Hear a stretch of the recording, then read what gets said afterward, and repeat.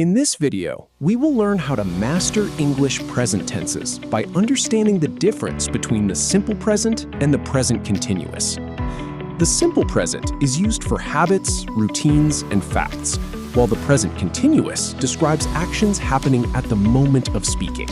Let's start with the simple present.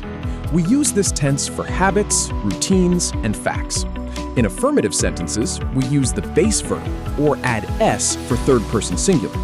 For negatives, we use don't or doesn't, and for questions, we use do or does. Remember, it rains a lot in the summer. If you use the verb to be in the simple present, don't use do or does to make questions or negative sentences. Use the verb to be at the beginning of the sentence for questions and add not to the verb to be to make it negative. Next, the present continuous. This tense is for actions happening right now. We form it using the verb to be plus the main verb ending in ing. For example, I am drinking coffee right now. Use this to describe what is occurring at this very moment. To wrap up, here is a quick contrast. Simple present describes things that are generally true or happen regularly, like she works on Saturdays.